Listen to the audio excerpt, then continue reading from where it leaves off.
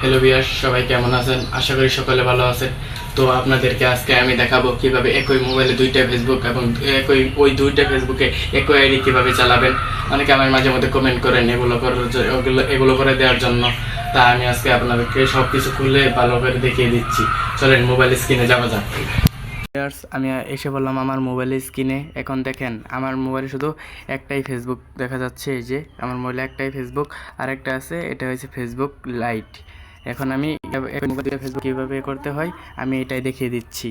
প্রথমে চলে যাব আমার সেটিংসে। সেটিংস ম্যানেজারটা আছে, যে অ্যাপ ম্যানেজারে চলে যাব। অ্যাপ ম্যানেজারে যাওয়ার পর এখানে লেখা আছে অ্যাপ ক্লোন। অ্যাপ ক্লোনে যাবো গা। অ্যাপখানে এটাতে যেয়ে তারপর ফেসবুক, এই যে প্রথমে যে ফেসবুকটা আছে, ফেসবুকে এখানে ক্লিক করব।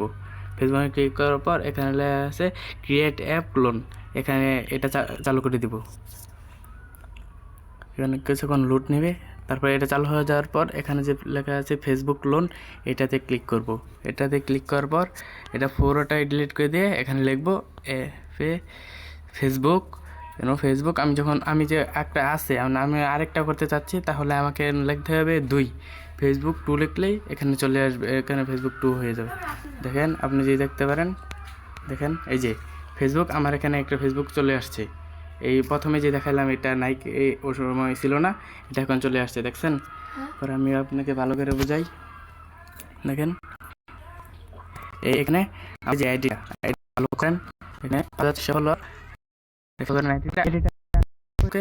আমি দুইটা ফেসবুকে একই আইডি চালাবো। আপনি দেখেন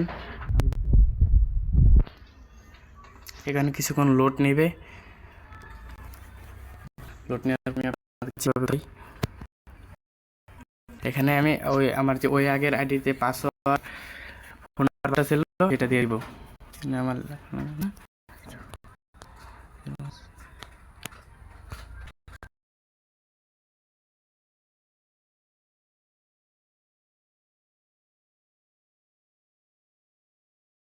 করব, তাহলে আমার ওয়েটিটা এখানে চলে যাবে। আমি মোবাইল দুটো আইডি চালাবো, কোনো সময় হবে না। আবার আপনার মনোযোগ দিয়ে দেখুন।